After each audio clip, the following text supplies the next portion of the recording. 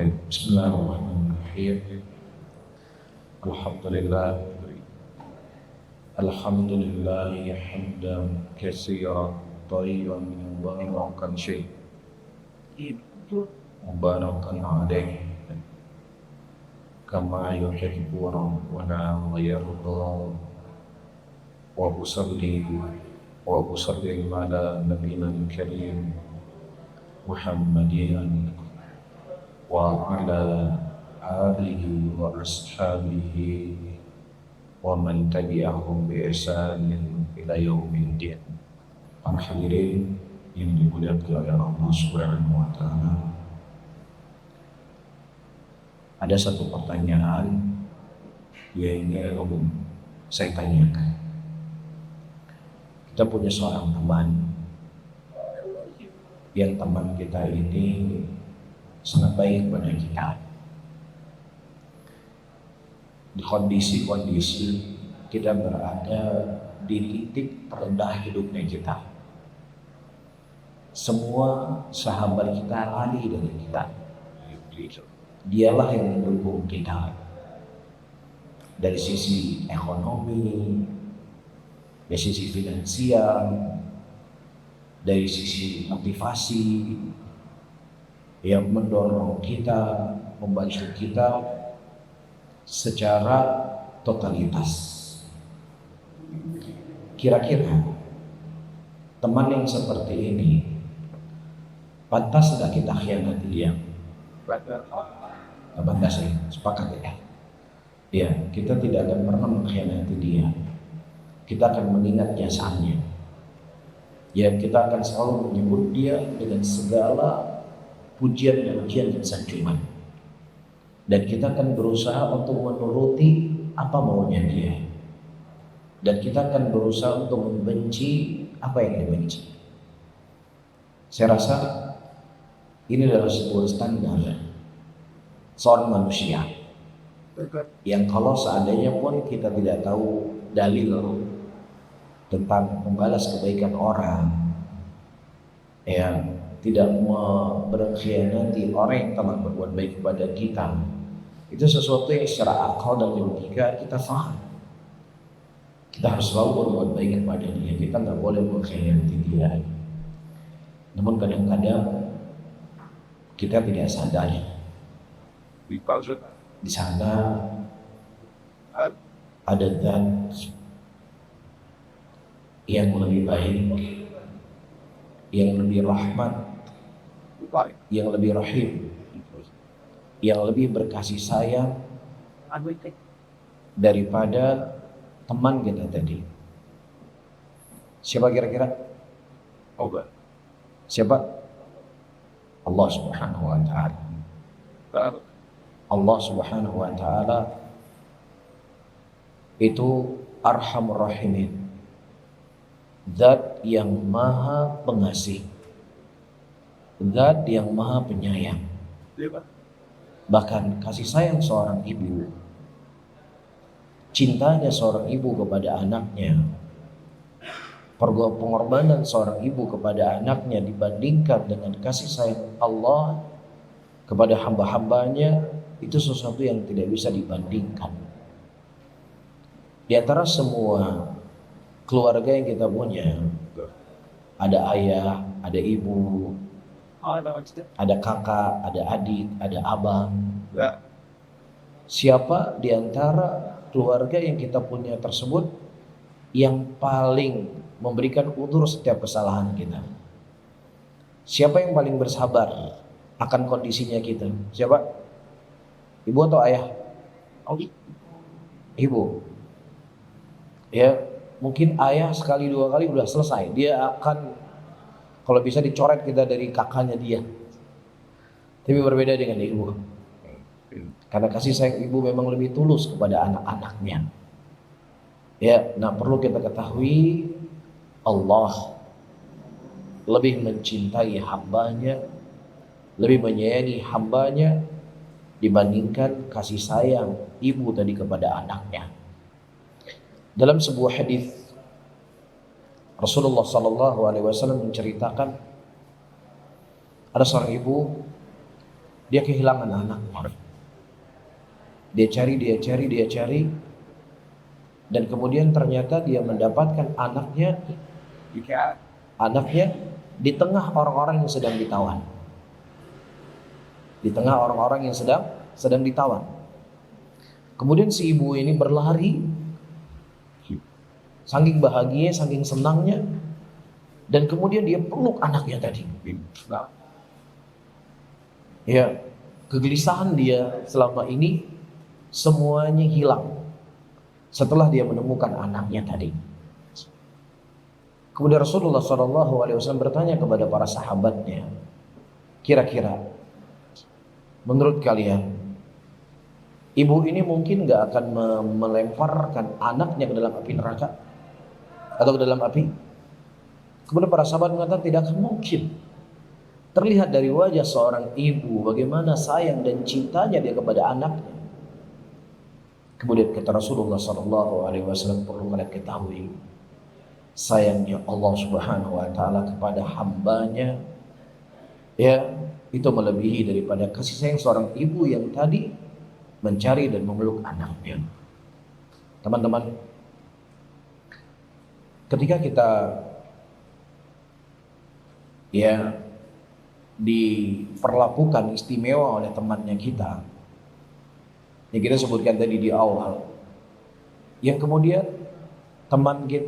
kita berkhianat kepada teman kita tadi. Sekali mungkin dia bisa sabar, kedua kali, ketiga kali mungkin hilang kesabarannya. Ya, kemudian disitulah dia akan memutuskan semua kebaikan-kebaikan yang berikan kepada kita. Dan mungkin dia akan mencaci maki kita. Dia blokir nomor HP-nya kita. Kamu nggak tahu untung. Ya, kamu nggak punya perasaan. Si sudah berbuat baik kepada kamu sekian tahun lamanya. Ini yang kamu lakukan kepada saya. Padahal kita berbuat kesalahan berapa? Sekali, dua kali. Dan kebaikan yang dia berikan paling yang cuma seperti saya sebutkan tadi, pinjam 100 lah, dikasih 100. Sementara Allah Rabbul Alamin, kita berbuat dosa kepadanya, kita berbuat maksiat kepadanya, sekali, dua kali, tiga kali, 4 kali, 5 kali, bahkan sampai sekian kali. Apakah Allah masih memberikan nikmat kepada kita? Apakah Allah masih memberikan kesempatan kepada kita? Apakah Allah menghentikan rezeki kepada kita? Tidak. Allah tetap memberikan rezeki kepada kita. Allah tetap memberikan udara kepada kita. Allah masih memberikan air kepada kita. Allah masih memberikan kehidupan kepada kita. Padahal setiap saat kita bermaksiat kepadanya. Setiap detik kita berbuat dosa kepadanya. Ya, Allah perintahkan kita ibadah, kita jauh dari ibadah. Allah larang kita berbuat dosa, justru dosa yang kita buat. Tapi Allah masih memberikan kesempatan kepada kita hidup.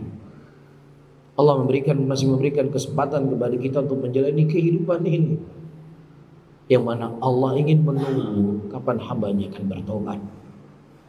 Kapan hambanya akan kembali kepadanya. Kapan hambanya itu akan menyesali dari perbuatannya.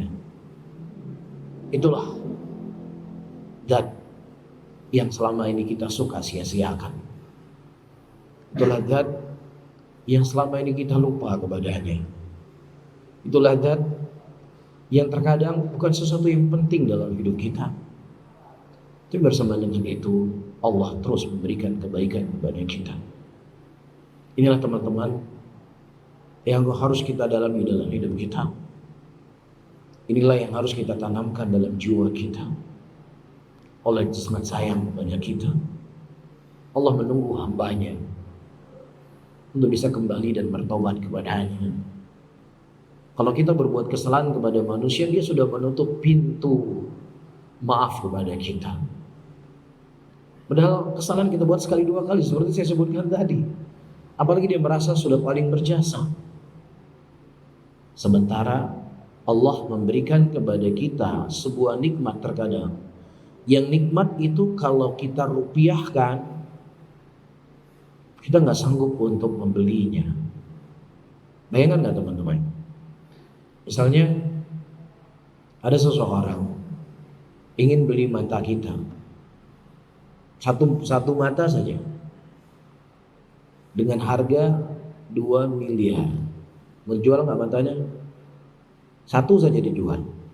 Yang satu masih bisa lihat, dibeli 2 miliar. Ada yang mau tuh kak? Ada yang mau nggak kira-kira? Ada yang mau jual? Ada? Nggak ada yang mau jual matanya. Apalagi jantung. Ada yang mau jual jantungnya 1 triliun? Ada? Nggak ada yang mau jual. Ya, 1 triliun nggak ada yang mau jual jantung yang dia punya. Siapa yang kasih jantung buat kita? Allah Rabbul Alamin.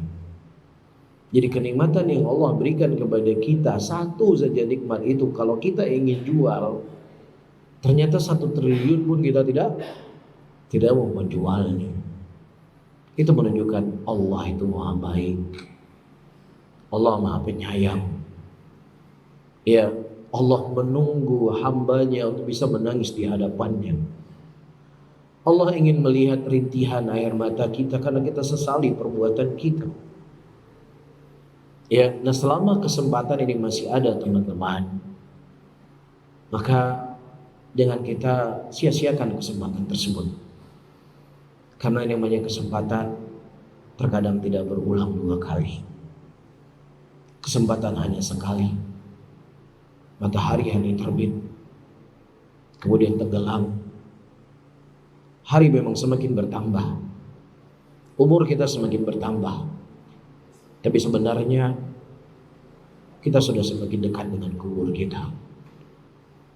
Kita akan semakin dekat malam pertama dalam kubur kita. Kita semakin dekat pertanyaan malaikat, man rabbuk wa man nabiyyuk wa ma dinuk. Siapa Tuhanmu, siapa nabimu, dan apa agamamu. Dan itu bisa menghampiri kita kapan saja.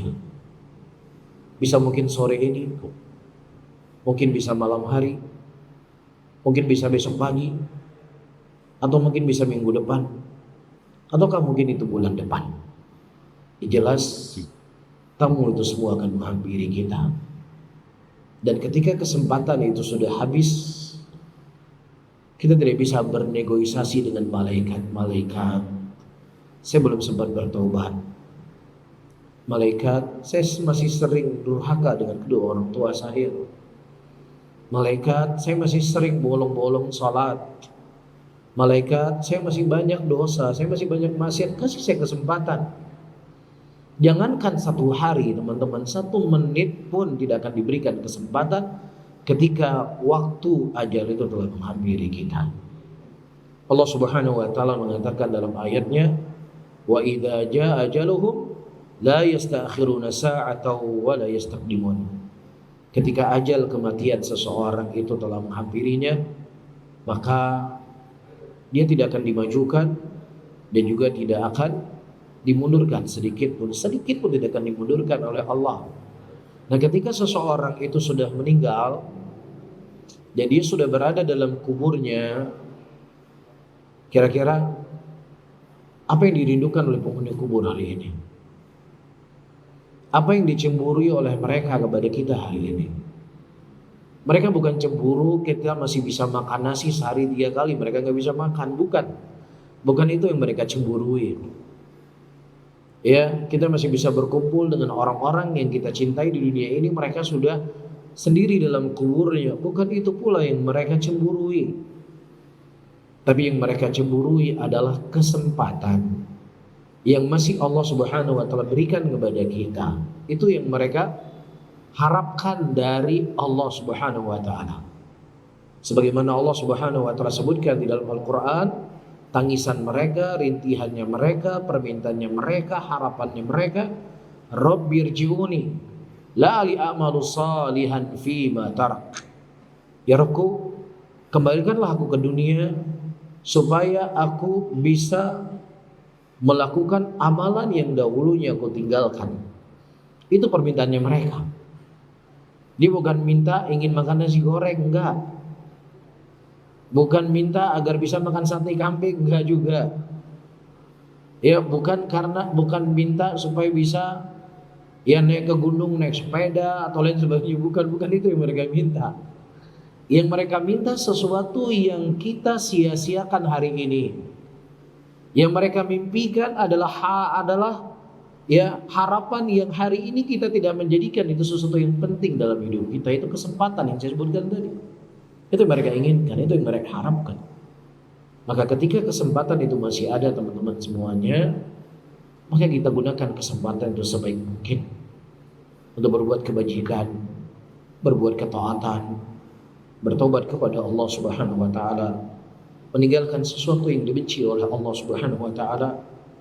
Ya, maka disitulah sebenarnya kita akan mendapatkan ketenangan dalam hidup kita. Akan mendapatkan kebahagiaan dalam hidup kita. Hidup normal, berkumpul dengan istri, berkumpul dengan anak-anak, melihat pertumbuhannya mereka, mengantar anak pergi ke sekolah, jemput anak pulang sekolah, menyimak anak Al-Quran, menyimak anak-anak baca Quran, ya, kemudian bercanda dengan anak-anak sebelum tidur. Allahu Akbar. Itulah kenikmatan yang sangat nikmat sebenarnya dalam kehidupan dunia ini. Kemudian kita mendapatkan istri-istri yang salehah, istri yang apabila kita melihatnya, ya, menjadi lapang dada kita. Kita pulang kerja, kita lihat istri kita sedang sujud kepada Allah. Ya, kemudian di meja makan dia sudah menyiapkan makanan untuk kita. Apa yang kita kerja, yang kemudian kita membawa bekal, kemudian kita bekali istri kita. Deh, ini buat makan besoknya. Sediakan makanan yang enak untuk anak-anak. Besok kita makan siang bareng. Subhanallah. Sesuatu yang sederhana, tapi sebenarnya itulah sesuatu yang dimimpikan oleh manusia. Dan orang yang sudah meninggal hari ini diberikan kesempatan untuk bisa berbuat kebajikan. Ya, ini poin yang pertama yang perlu untuk kita ketahui. Kemudian yang kedua, teman-teman, kita punya satu musuh. Yang musuh kita ini, ya, telah berhasil mengeluarkan Nabi Adam alaihissalam dari surga. Baik. Kenapa iblis memiliki ambisi yang sangat kuat untuk mengeluarkan Nabi Adam dari surga? Karena Nabi Adamlah yang menjadi penyebab iblis itu diusir dari surganya Allah Subhanahu wa taala. Ya, karena Allah memerintahkan kepada iblis pada waktu itu untuk sujud kepada Adam. Dan iblis tidak mau sujud kepada Adam. Karena dia beralasan, saya itu lebih mulia dibandingkan dia. Engkau ciptakan aku dari api, engkau ciptakan Adam dari tanah. Kok bisa api sujud kepada tanah? Nah, karena kesombongan iblis inilah, akhirnya iblis diusir oleh Allah dari surganya Allah. Nah, dia tidak mau hanya dia saja yang diusir. Maka dia berambisi untuk berusaha mengeluarkan juga Nabi Adam dari surganya Allah. Berhasil nggak iblis? Berhasil nggak iblis mengeluarkan Nabi Adam dari surganya Allah? Berhasil. Ya Adamu hal adulluka ala syajaratil khuldi wa mulkin la yabla. Wahai Adam, maukah kau tunjukkan kepada engkau sebuah pohon yang apabila engkau makan dari pohon tersebut, engkau akan abadi tinggal dalam surga ini. Akhirnya Nabi Adam lupa kalau Allah pernah memerintahkan beliau untuk makan buah yang ada dalam surga. Akhirnya beliau makan dan kemudian diusir dari surganya Allah. Ini proyeknya iblis. Dan kemudian selanjutnya iblis punya proyek yang kedua.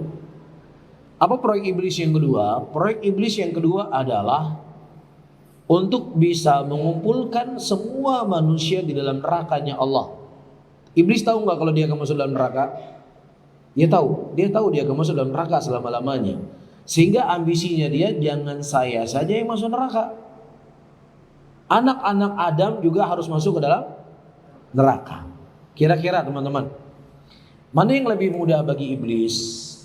Mengeluarkan Nabi Adam, menggoda Nabi Adam agar bisa makan buah tersebut agar diusir dari surga, atau mengajak saya dan kita semuanya agar bisa menemani iblis dalam neraka nanti?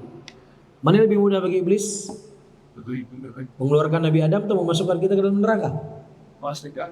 Memasukkan kita dalam neraka lebih mudah buat iblis. Karena Adam adalah nabi di antara nabinya Allah. Ya, itu pun iblis berhasil mengeluarkan Nabi Adam dari surganya Allah, walaupun nanti Nabi Adam akan kembali ke dalam surga. Beliau sudah bertobat kepada Allah dari kelupaannya beliau tersebut.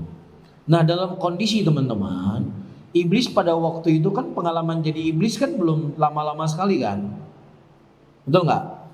Jadi masih newbie pada waktu itu, masih baru. Dia baru saja diusir dari neraka tapi berhasil mengeluarkan Nabi Adam.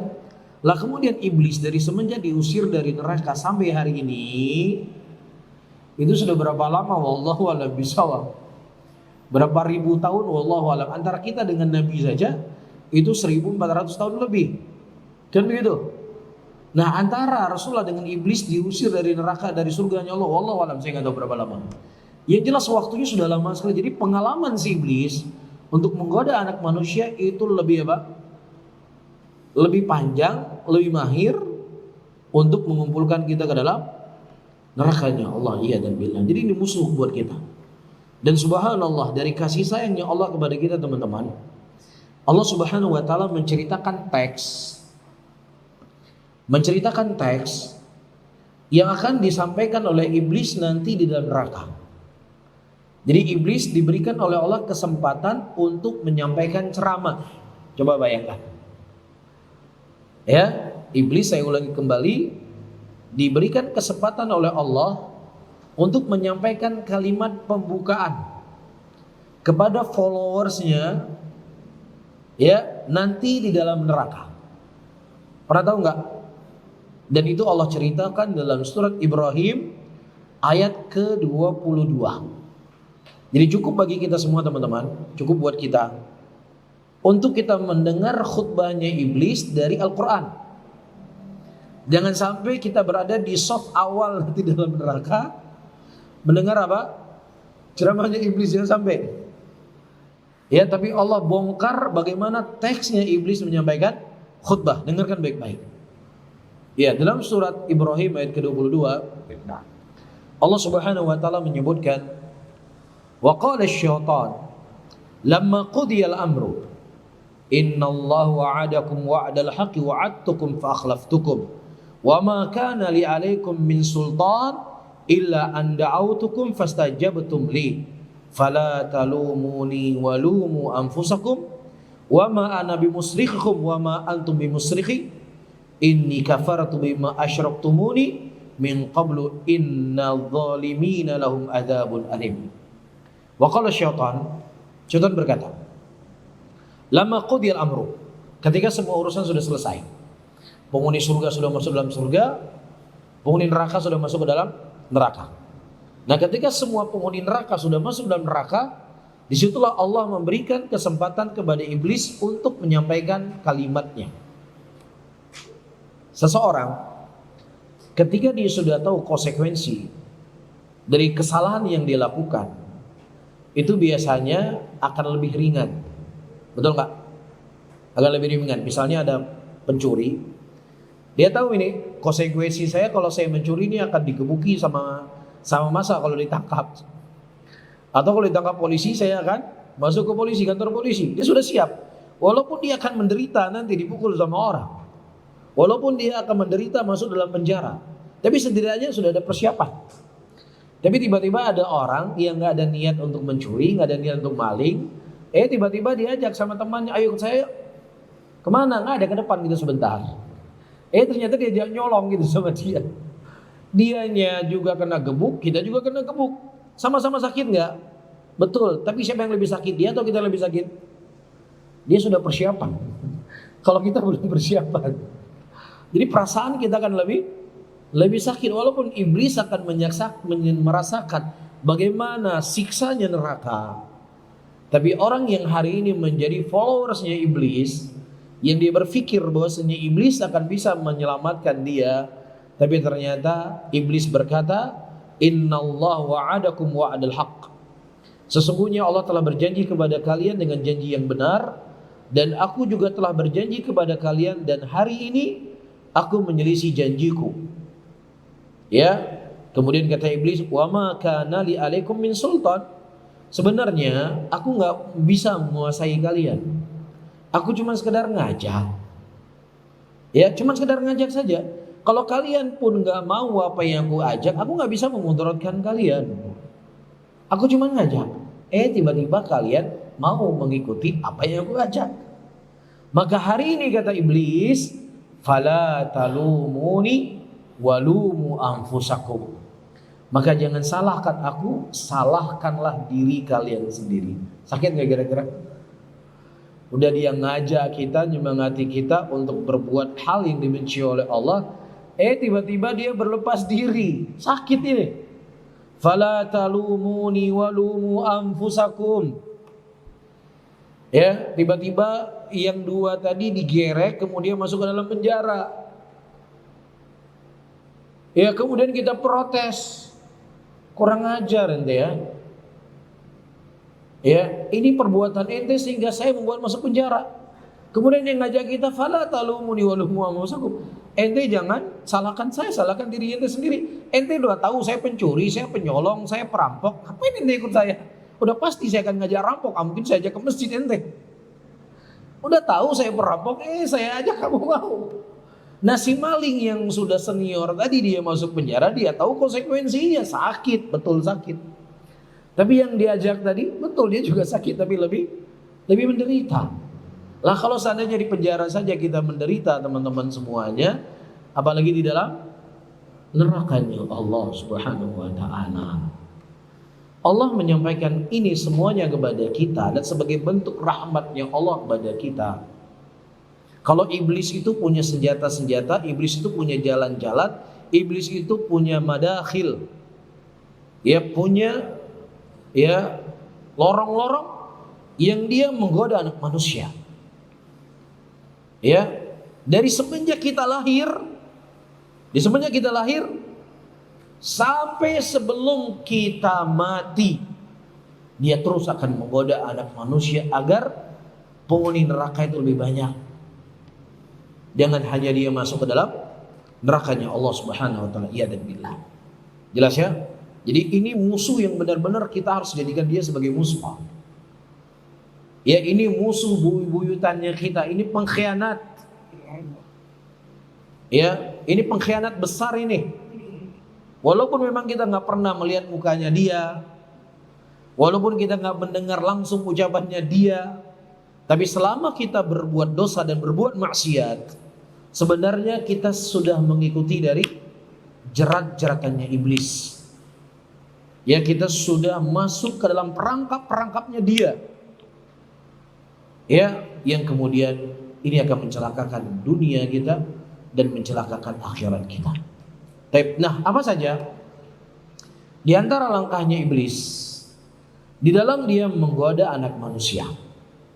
Kita sudah tahu tadi iblis itu punya apa? Punya pengalaman yang sudah cukup banyak.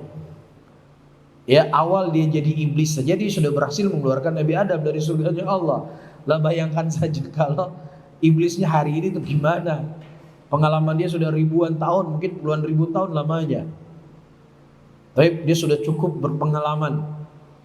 Ya, bahkan disebutkan dalam hadis, ya iblis itu memberikan reward, memberikan hadiah. Ya, disebutkan dalam hadis oleh Nabi SAW, iblis itu dia punya istana dalam air, di mana airnya wallahu a'lam bishawab, tapi Nabi menyebutkan dia punya istana dalam air. Baik. Nah, kemudian si raja syaitan itu iblis mengirim syaitan-syaitannya, mengirim anak buahnya. Kemudian dikirim untuk menggoda anak manusia. Baik. Nah, kemudian mereka akan melaporkan, memberikan informasi, mengadu. Oh, saya sudah melakukan ini. Wah, belum. Kamu belum hebat, tingkatkan. Ya, yang lain iblis, syaitan lain melapor lagi. Saya sudah melakukan ini dan ini, belum, kamu belum hebat.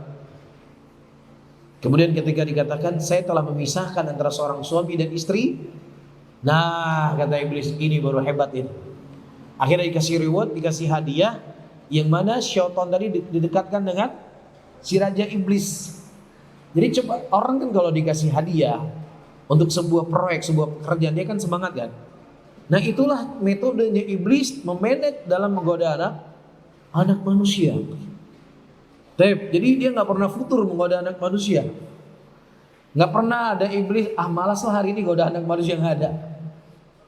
Dia punya semangat yang selalu kalau baterainya full terus. Bahkan disebutkan dalam sebuah hadis oleh Nabi SAW, ketika kita tidur pun kita digoda sama iblis. Ya, bagaimana bentuk godaannya? Orang yang dia telat bangun subuh, itu telinganya atau kupingnya dikencingi oleh iblis. Jadi kita tidur pun dia masih menggoda kita. Antum melihat gimana semangatnya dia. Bagaimana pengorbanan yang dia lakukan agar manusia itu bisa berkumpul bersamanya dalam nerakanya Allah. Iya dan billah. Ya, nah kira-kira teman-teman, sebelum saya lanjut, kalau ada orang yang dia itu menyakiti kita, menyakiti ibu kita, menyakiti ayah kita, ya, dia berkhianat kepada kita, dia hancurkan dagangan kita, dia hancurkan bisnisnya kita. Kira-kira mau nggak kita dengar ucapannya dia? Mau nggak kita dengar? Lihat mukanya saja kita nggak mau. Apalagi mendengar nasihatnya dia. Nah kita mesti sadar, si iblis ini musuhnya kita, pengkhianat besar ini, dia selalu memberikan nasihat kepada kita. Dia selalu mengajak kita, memotivasi kita, menyeru kita. Seharusnya kita tutup telinga dari dia. Ya, kita jangan mendengar apapun kalimat dari pengkhianat ini. Ya, karena dia mengkhianati kita, menghancurkan akhiratnya kita, menghancurkan surganya kita. Sementara pengkhianat manusia di dunia ini mungkin dia hanya menghancurkan apa? Dunia kita. Yang itu nggak bisa dibandingkan dengan surga tadi. Nah, apa saja langkahnya iblis, teman-teman? Di antara langkahnya iblis, dia punya senjata namanya waswas dan khannas. Apa itu waswas dan khannas?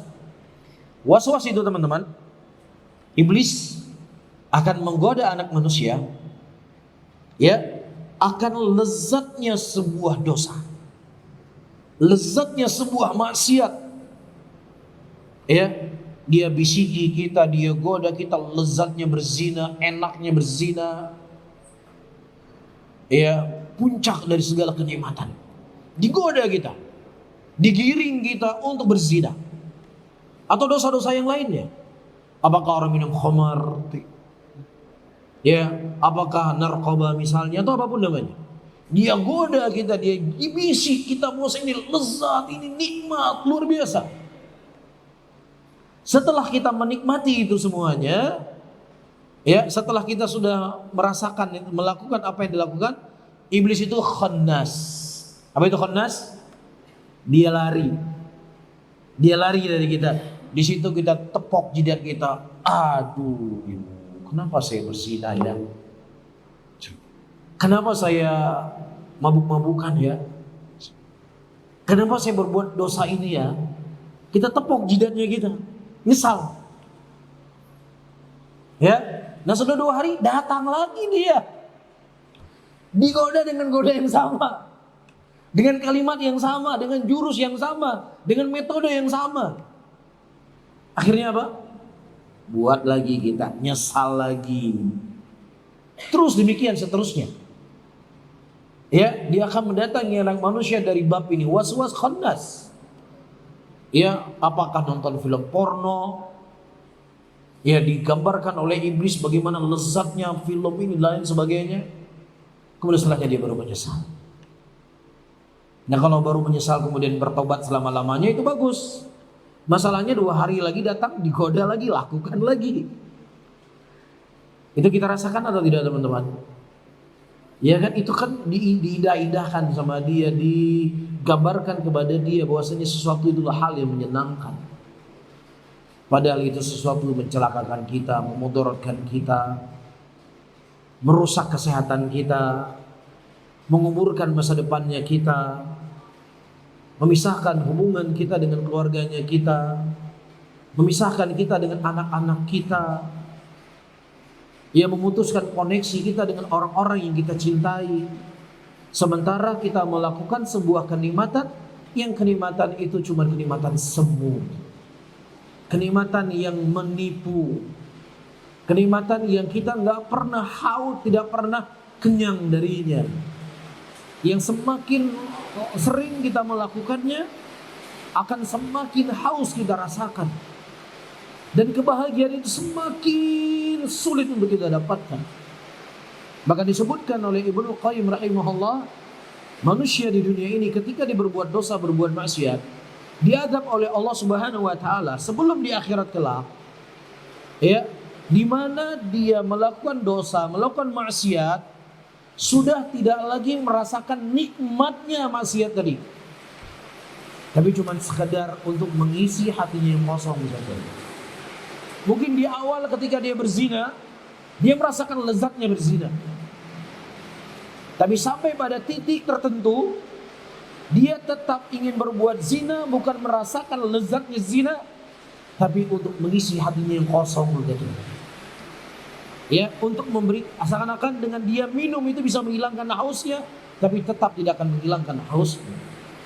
Begitu juga orang mabuk, minum minuman keras. Mungkin di awal dia mabuk, dia merasakan enaknya teler tadi. Tapi sampai pada titik dia sudah minum 2 botol juga nggak mabuk. Bahkan dicampur sama macam-macam di situ. Ya, dia sudah tidak lagi merasakan lezatnya teler tadi. Tapi cuma sekedar mengisi hatinya yang kosong. Ya, begitu juga narkoba dan lain sebagainya. Semuanya itu wallahi tidak akan membahagiakan kita. Itu kebahagiaan yang semu, kelezatan yang sesaat, kelezatan yang menipu, kelezatan yang kemudian kita masuk dalam perangkapnya syaitan. Tapi kelezatan yang hakiki, kelezatan yang membuat kita tenang, kelezatan yang membuat dada kita lapang, kelezatan yang itu akan kita rasakan walaupun terkadang tidak ada yang kita makan hari ini kecuali hanya sepiring nasi. Apa itu? Kelezatan ketika kita ruku dan sujud kepada Allah Subhanahu wa taala. Kelezatan ketika kita baca Quran. Kelezatan ketika kita berkumpul dengan orang-orang yang kita cintai. Bersama anak kita, bersama istri kita. Membangun sebuah rumah tangga yang kemudian kita rencanakan bagaimana anak kita menjadi anak yang soleh, anak perempuan kita menjadi anak yang soleha. Kita didik mereka untuk patuh kepada Allah. Kita ingatkan mereka dari hal-hal yang dilarang oleh Allah. Kita merasakan kebahagiaan berkumpul dengan orang-orang yang kita cintai. Bagaimana kehidupan dunia ini yang sesaat, yang kemudian kita berusaha semaksimal mungkin agar saya dan istri saya dan anak-anak saya dan semua orang kita cintai kita berkumpul dalam surganya Allah Subhanahu wa taala. Itulah akan membuat kita bahagia. Itulah akan membuat kita senang.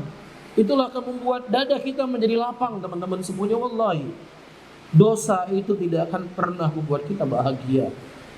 Dosa tidak akan pernah menenteramkan hati kita.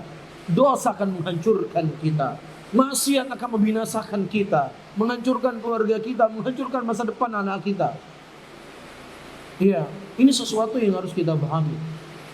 Ya, ini sesuatu yang harus jadikan sebagai panutan dalam hidup kita. Karena sesuatu yang dibenci oleh Allah, sesuatu yang diharamkan oleh Allah tidak akan pernah membawa kebaikan, wallahi. Tidak akan pernah membawa kebaikan apapun itu. Ya, walaupun manusia mengaku enak kok, lezat, wallahi, sesuatu yang diharamkan oleh Allah, sesuatu yang dibenci oleh Allah tidak akan pernah kita bahagia. Kita akan selalu haus dan kita akan bergantung yang sesuatu itu semakin membuat kita menderita. Ya, maka kita harus berhenti sekarang ini teman-teman semuanya. Kita harus berhenti. Apapun dosa yang kita lakukan hari ini, syaitan punya senjata terus menerus untuk was-was dan kemudian apa? Khunnas. Dia berkhianat kemudian dia pergi, dia datang lagi. Ya, nah kalau seandainya hidup kita begini terus teman-teman, dari semenjak kita muda dan kemudian sampai kita sudah tua dan kemudian kita mati masih dalam keadaan terperangkap dengan was-was dan khannasnya iblis tadi, maka kita khawatir kondisi kita kalau seperti ini kita akan berada di soft awal nantinya dalam nerakanya Allah Subhanahu wa taala, mendengar iblis menyampaikan khutbah di hadapan followersnya di dalam nerakanya Allah. Ya, jangan sampai ini terjadi. Ya, Allah Subhanahu wa taala tidak mencela para pelaku dosa. Ketika pelaku dosa itu kembali dan bertobat kepada Allah Subhanahu wa taala.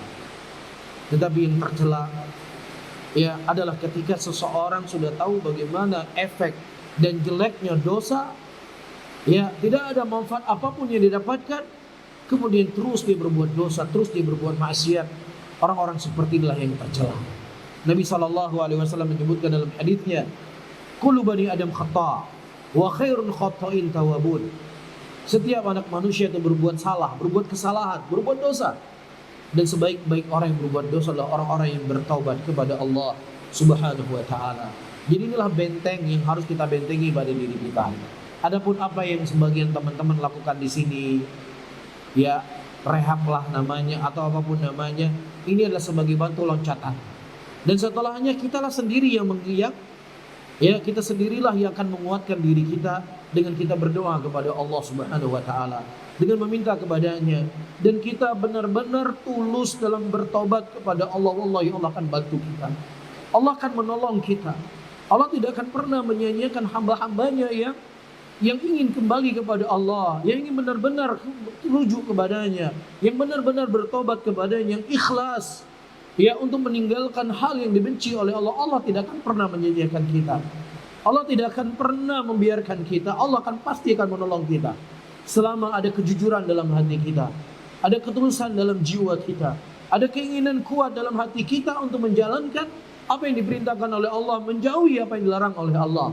Itu yang harus selalu kita basahi lisan kita. Ya Allah, saya manusia ya Allah, saya sudah sering melanggar perintahmu ya Allah, saya berbuat dosa ya Allah, kemudian saya bertobat, saya berbuat dosa lagi ya Allah, kemudian saya bertobat lagi ya Allah. Jadikan ini merupakan akhir daripada kehidupan saya ya Allah.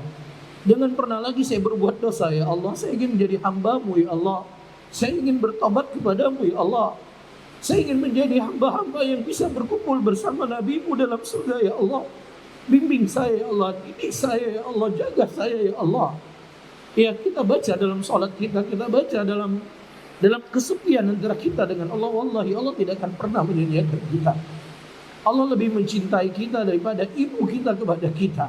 Cuman harus ada ketulusan dalam hati kita, teman-teman. Harus ada ya bersihnya hati kita dan jiwa kita untuk kembali kepada Allah. Nabi Yusuf alaihissalam adalah contoh bukti konkret bagaimana Allah Subhanahu wa taala menjaga seorang hamba yang bernama Yusuf alaihissalam. Nabi Yusuf alaihissalam pada waktu itu beliau digoda oleh seorang wanita yang sangat cantik, jelita, dan kemudian ruangannya dikunci pada waktu itu. Dan perempuan ini mengancam kalau Nabi Yusuf tidak mau berzina dengan dia, dipenjarakan Nabi Yusuf alaihissalam. Tapi subhanallah, karena keikhlasan Nabi Yusuf, kesucian hati beliau dan jiwanya beliau, Allah Subhanahu wa taala menjaga Nabi Yusuf dari godaan wanita tersebut. Ya, Allah tidak akan pernah menyia-nyiakan seorang hamba yang tulus untuk kembali kepadanya, yang suci hatinya untuk bertobat kepadanya. Kemudian selanjutnya, teman-teman semuanya, perlu kita ketahui di antara langkahnya syaitan. Syaitan itu punya senjata yang bernama tamfis. Kita akan digoda oleh iblis untuk menanti-nantikan amalan. Kamu masih muda, kamu masih kuat, kamu masih sehat. Kapan lagi kita menikmati dunia ini kalau nggak sekarang? Ya nanti kita bertaubat kalau sudah umur 40 tahun. Kalau bertobatnya sekarang, nanti takutnya pas 40 tahun, pas 50 tahun ingin berbuat dosa. Orang mulai bertobat, ente mulai lagi berbuat dosa. Udah nikmati dulu. Allah itu kan Maha Pengasih, Allah itu kan Maha Penyayang. Allah itu kan kalau kita cuma bertobat akan diampuni dosa kita. Nikmati dulu hidup ini. Nanti kita bertobat. Nanti kita kembali kepada Allah. Ya, ini godaan yang terus digoda oleh syaitan. Ya, karena dia akan mendatangi nama Allah dengan nama Allah itu Maha Pengasih. Baik.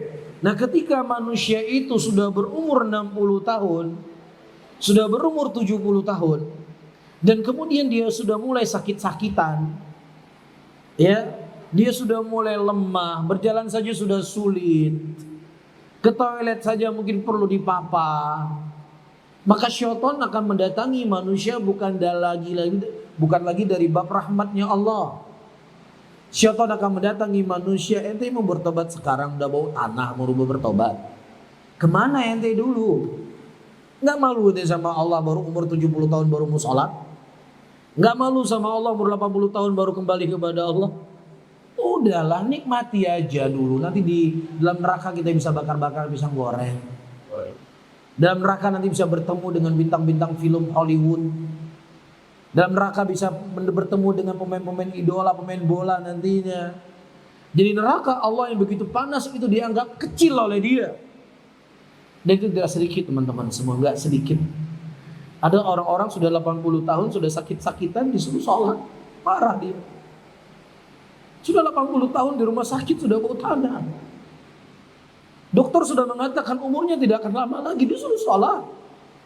Disuruh ruku kepada Allah, disuruh sujud untuk Allah. Dia disuruh beristighfar. Dia marah. Apa urusan kamu? Biar neraka, biar saya masuk neraka. Kenapa emangnya? Allahu Akbar. Karena apa? Karena hatinya sudah gelap. Hatinya sudah penuh dengan dosa, hatinya sudah penuh dengan maksiat.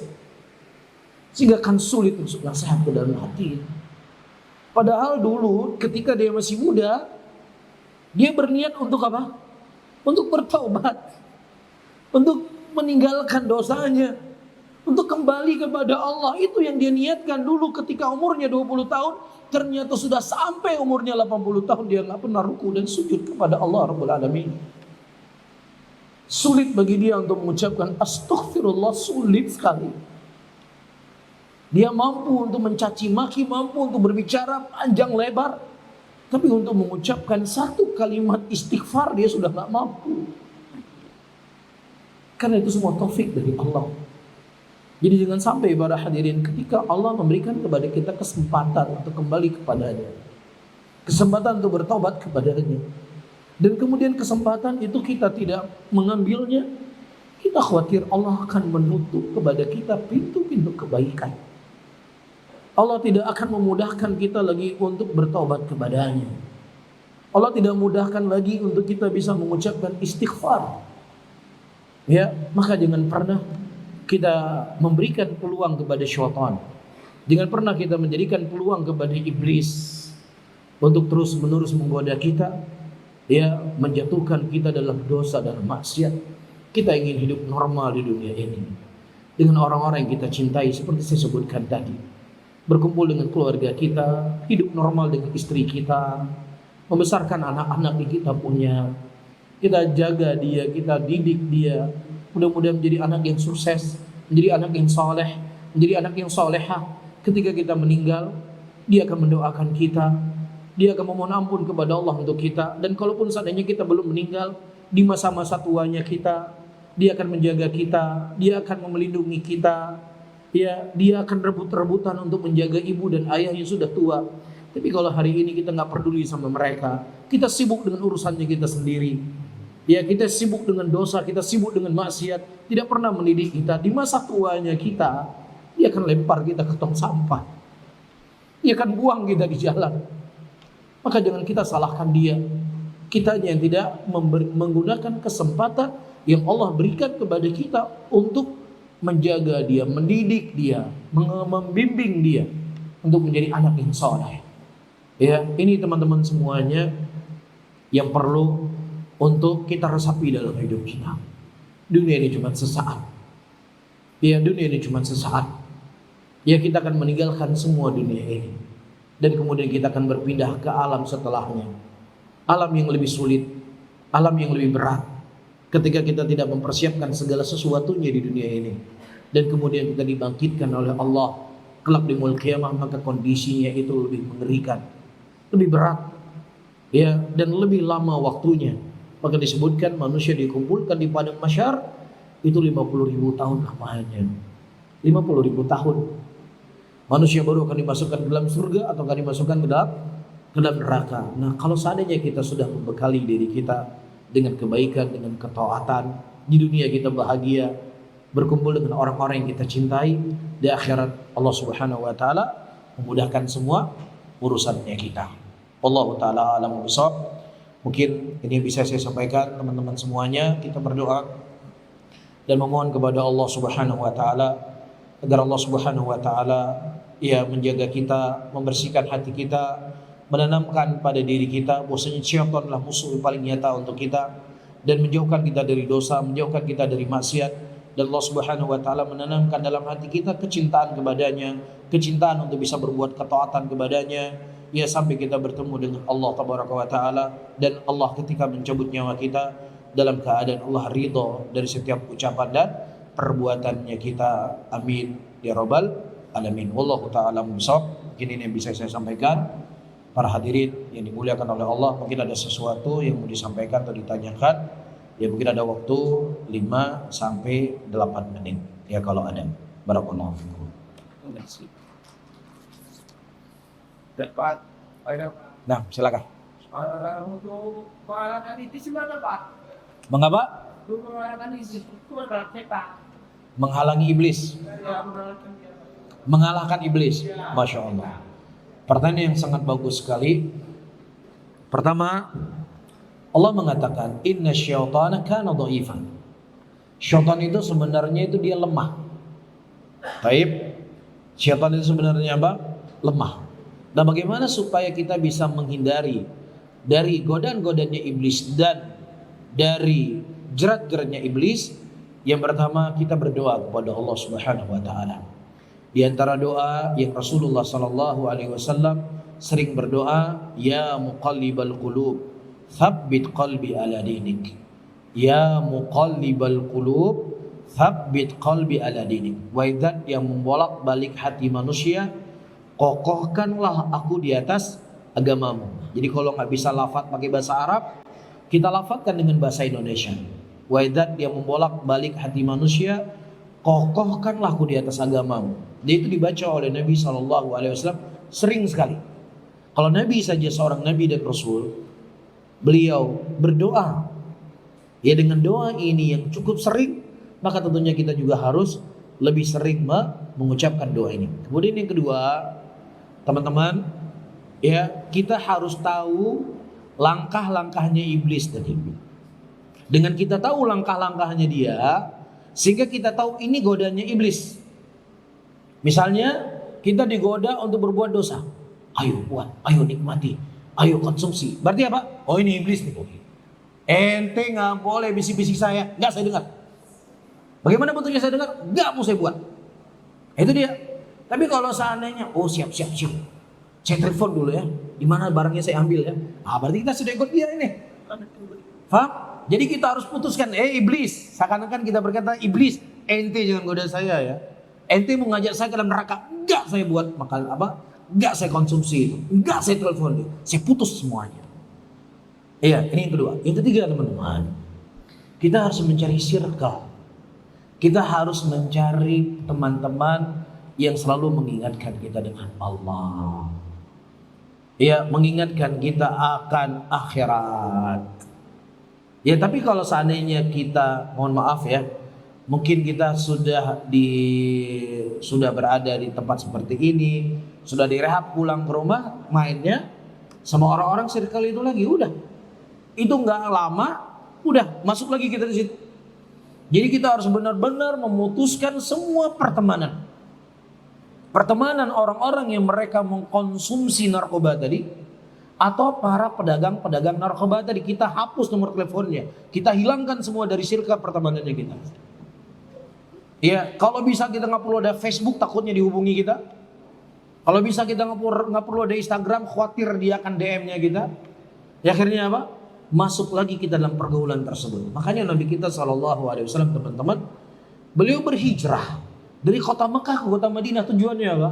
Supaya bisa menjaga agama, supaya bisa beribadah kepada Allah dengan baik. Karena di Mekah nggak bisa beribadah, musyrikin sudah semakin kuat. Itu konteksnya musyrikin. Kalau kita mungkin konteksnya apa? Teman-teman pergaulan tadi yang selalu menggiring kita untuk berbuat dosa tadi. Dan ini sering terjadi kan? Sering terjadi teman-teman yang tadinya misalnya ingin meninggalkan rokok, tapi teman-teman tongkrongannya ngopinya sama para perokok. Ya udah, lihat rokok Samsu di depan, cobalah sebatang lah hari ini. Padahal dia sudah lelah, ya merehab dirinya untuk tidak merokok, sudah sebulan dia nggak merokok. Cuman bawa rokok, oh lezat sekali bawa rokok ini. Jadi kita harus memutuskan pertemanan yang nggak baik. Kita mesti mengganti circle pertemanan kita. Teman-teman yang soleh, teman-teman yang baik, teman-teman yang taat. Ya kemudian yang keempat, harus hati ini kan suka bolak-balik ya. Hati ini naik dan turun, iman tuh naik dan turun. Maka kita perlu selalu mencas imannya kita, mencas hatinya kita dengan hadir di majelis ilmu. Ya, cari majelis-majelis ilmu yang ada di kota kita. Ditanya mungkin sama teman-teman di sini, di mana saya bisa ikut pengajian kalau keluar dari sini. Tunjukkan saya ke teman-teman yang baik. Ya teman-teman yang membimbing saya untuk bisa meninggalkan barang-barang seperti ini. Ya kemudian yang kelima, kita pandang wajah istri kita. Kita pandang wajah anak-anak kita. Yang mereka menaruh harapan besar sama kita, bapak-bapak, teman-teman semuanya. Mungkin kita di mata orang kita bukan siapa-siapa. Mungkin di mata orang kita adalah orang yang biasa. Tapi di mata istri kita, di mata anak-anak kita, mereka punya harapan yang besar kepada kita. Iya, mereka menaruh harapan kepada kita. Ya, istri kita ingin punya suami yang mencintai dia, menyayangi dia, mencari nafkah untuknya, membimbing dia, mengarahkan dia kepada ketaatan. Begitu juga anak-anak kita menaruh perhatian yang besar buat kita.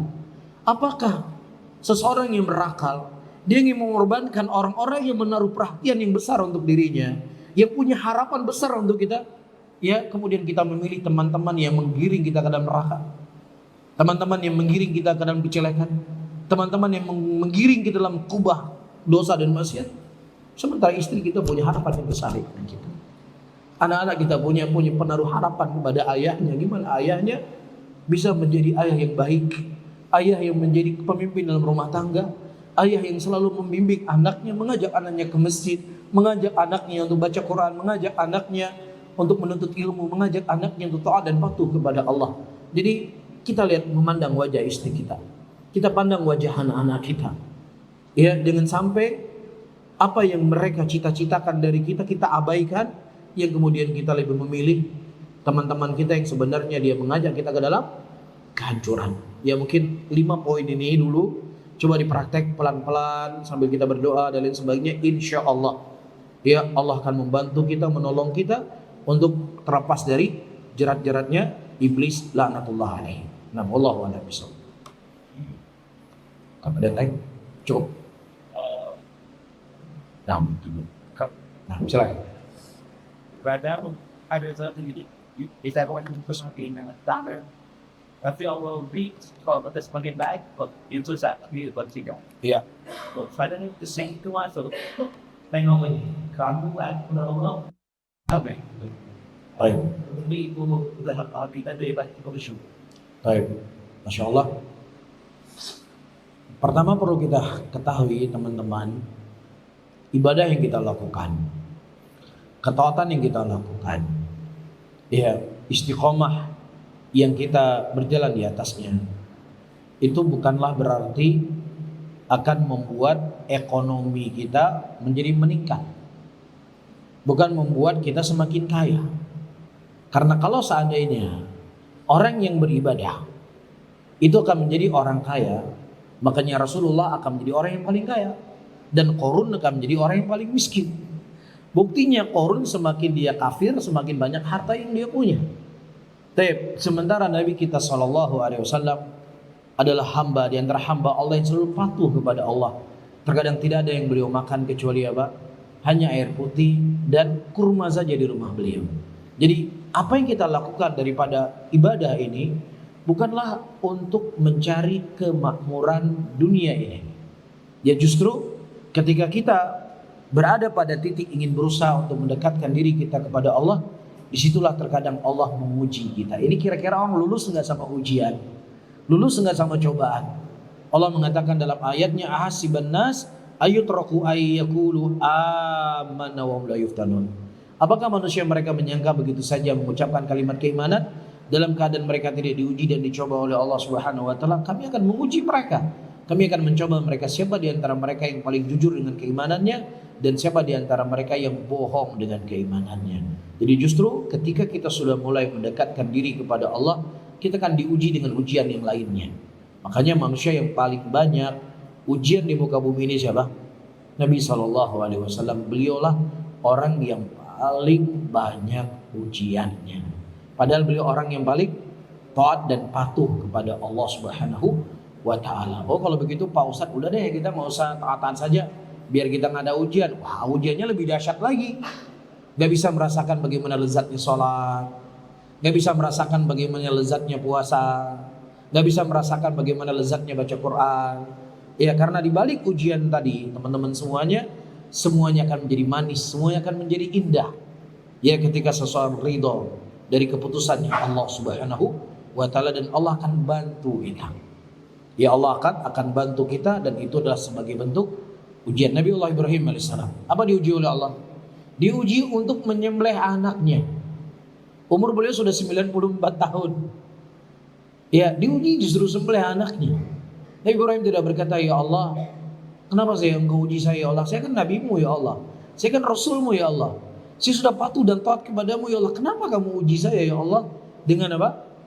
Dengan ujian yang sangat berat ini. Nabi Ibrahim justru beliau yakin Allah itu Maha Pengasih, Allah Maha Penyayang dari setiap ujian dan cobaan. Makanya yang paling dikhawatirkan oleh Nabi SAW bukan ujian daripada dunia ini, tapi yang dikhawatirkan oleh Nabi adalah ujian pada agamanya. Ya, apa kata Rasulullah SAW dalam hadisnya? Ya Allah, aku minta perlindungan kepadamu dari ujian dari agamaku. Apa ujian dari agamaku? Kita malas sholat, kita malas berpuasa, malas untuk berbuat ketaatan, mudah untuk berbuat maksiat. Itulah yang dikhawatirkan oleh Nabi SAW. Adapun ujian yang Allah berikan memberikan ujian dari dunia ini, itu tidak sesuatu yang tidak perlu dikhawatirkan oleh Nabi Muhammad SAW. Maka di sini butuh kita kuatkan keikhlasan kita kepada Allah, maka disitulah kita akan siap untuk menghadapi beragam ujian dan cobaan. Dan teman-teman perlu ketahui juga, ya bukan berarti teman-teman yang tidak berada dalam lingkaran syaitan yang mengkonsumsi narkoba mereka nggak diuji. Mereka juga diuji oleh Allah. Kita semua diuji. Ada dia rajin sholat tapi ingin dipuji sholatnya, ujian juga atau tidak? Ujian juga. Ada orang berpenampilan agamis tapi ingin dikatakan orang yang taat, orang yang soleh, juga diuji. Hakikatnya dunia inilah tempat ujian. Ya, yang seseorang itu akan diuji dengan beraneka ragam ujian dan cobaan, dan kita harus melewati ujian tadi. Nah, wallahu a'lam bishawab. Sebelum ditidurkan juga saya Oh ya, silakan. Cukup Pak ya? nanti Ustaz Dilen. Oh, boleh. Assalamualaikum warahmatullahi wabarakatuh. Alhamdulillah. Jazakallahu khairan nasihatnya saudara-saudari ini. Mohon maaf atas omongan situasi yang di luar dugaan. Memang dalam persiapan tadi mungkin tak juga bisa dalam bila ada begitu. Saya Jazakallahu khairan. Banyak berpuas. Dan mungkin jauh-jauh dari Banda Aceh pada kemarin, alhamdulillah ini kita sedang melakukan dengan poli Ustaz. Masya Allah. Ini adalah poli. Asal mereka di sini kami jauhkan dari sandal mereka nesta pada kita sendiri. Masya Allah. Mereka kesulitan sekali belajar untuk bisa desa umat. Masya Allah. Kami laporkan juga Ustaz bahwa sekarang ini semua poli kita. Masya Allah. Dan ada juga dari YouTube Wikwan yang berada di sekitar Bandung Warna-Warni, dan kami dia tunda dari Bapak Jeffrey dia dari Yusuf. Masya Allah. Kemudian kami ingin sampaikan Ustaz bahwa program prioritas kita dulu ada teman berpikir gitu Ustaz, rekan-rekan yang jadi kalau sebenarnya rekan-rekan sebut Ustaz yang kalian sedang sakit dan oleh dari otis 35 tahun 2009 dia mengatakan bahwa para pemakai itu sebenarnya wajib untuk direhabilitasi di istana lain. Jadi kan banyak rehabilitasi di Kota Medan dan di Sedang lebih dari 4 milihan gitu. Dan sebenarnya kan saya sedikit dengan istilah konvensional dan di sana kita harus ada satu pendekatan atau rehabilitasi pendekatan oleh Al-Quran tersebut. Masya Allah. Jadi mereka di samping mendapatkan pelajaran, kita mempraktekkan itu. Masya Allah. Pelajaran buku yang harusnya siap buat sahih, dan tauhid, ada fikih, kemudian adab, fikih, berkata-kata juga ada pedagang di Indonesia. Yang adalah bahayanya narkotika. Masya Allah. Kita disampaikan di sekolah kita. Kemudian ada juga interpersonal skills karena memang mereka kita belajar di sini hanya 6 bulan pertama besar. Karena dari bulan presiden ini sebenarnya mereka harus skill juga untuk belajar. Karena sekolah di sini bagaimana mereka mendengar baik, bagaimana mereka migrasi dengan baik, bagaimana mereka bertanya dengan baik, bagaimana mereka observasi, mengamati, termasuk mengamati diri sendiri dan mengamati yang Jadi ada cukup kebiasaan jadi kita ada di sini selaras dengan program Kinetic Dasmen, yaitu kebiasaan karena mereka tujuh kebiasaan ini yang memang biasa diambil Ustaz. Yang pertama bangun pagi Ustaz. Ya. Bangun pagi, jadi mereka terus langsung dan melaksanakan ibadah. Ada juga yang banyak orang ibadah lain Ustaz. Ya, setelah bangun pagi, kemudian ibadah, kemudian olahraga, kemudian makan sehat. Oh, makan sehat. Kemudian bersosialisasi, kemudian senantiasa belajar. Jadi baik itu belajar dengan Pak Ustadz di sini, Asatis dan Guru Umum, mereka mempraktekkan dari pagi sampai pagi besar dan itu biasa. Dan yang terakhir adalah tidur cepat. Dan jadi bangun pagi, tidur cepat, makan sehat, kayak olahraga kan tidak pernah harus. Masya Allah. Nah, seorang di sini mereka kampian masalah itu. Dan memang kami terus kita menasihati mereka dan juga mereka sebenarnya sedang menasihati kita juga. Masya Allah. Juga. Nah, apa namanya? Inilah kalau pernah dari kami Ustaz request sehat. Kami mulai mereka aktifnya. Ada yang apa namanya? Ada yang memang tidak pernah kembali lagi Ustaz. Alhamdulillah. Ada juga yang kambuh lagi itu Ustaz. Sebabnya kita dekat dan dalam sendiri video pernah ini Pak Al-Qoli untuk terus berkawal dengan Ustaz Awas mereka datang. Demikian Ya. Siapa dari kita rehabilitasi kayak gitu supaya Masya Allah. dari kita juga dari staff Seboleh. Apalagi kamu gaji waktu di Ustaz. Masya Allah. That's a problem heaven. So you want well then we go I mean Masya Allah. Ya teman-teman, mungkin sudah kita dengar tadi. Ya terus bersemangat. Ya terus punya niat yang tulus untuk kita memperbaiki diri kita, untuk menyongsong masa depan kita di dunia ini dan juga masa depan kita di akhirat. Banyak hal yang indah yang kita lewati di dunia ini. Ya berlebaran bersama keluarga yang kita cintai, ya bermusyawarah membangun rumah tangga yang sedang kita bina. Jadi banyak hal yang indah dalam hidup ini. Kita nggak mau melewati hal yang indah tersebut, melakukan hal-hal yang tidak akan memberikan manfaat apapun untuk dunia kita dan akhirat kita. Saya selalu berdoa untuk saya sendiri dan juga kepada teman-teman semuanya agar kita selalu dijaga oleh Allah. Ya bukan hanya teman-teman yang harus menjaga diri, kita juga harus menjaga diri karena syaitan itu sangat ya banyak jalan-jalan dia untuk menggoda kita, bukan berarti kami lebih baik dari teman-teman, tidak, wallahi tidak. Ya, bukan kita yang lebih baik. Ya mungkin ada hal yang dilakukan, maka tapi kita sama-sama ingin berjuang. Sama-sama ingin berjuang untuk menjadi orang yang baik, menjadi orang yang patuh, menjadi orang yang taat kepada Allah. Sama-sama kita belajar, semua kita belajar ya untuk menjadi hamba Allah yang baik dan kemudian meninggal dalam keadaan husnul khotimah. Tetap semangat. Ya mungkin ini yang bisa saya sampaikan. Terima kasih kepada antum semuanya, kepada teman-teman yang ada di sini yang telah memberikan kesempatan kepada kami menyampaikan sepatah dua patah kalimat yang mudah-mudahan ini menjadi bekal untuk kita semuanya. Saya tutup, subhanallah wa bihamdika, asyhadu an la ilaha illa anta, astaghfiruka wa atubu ilaik.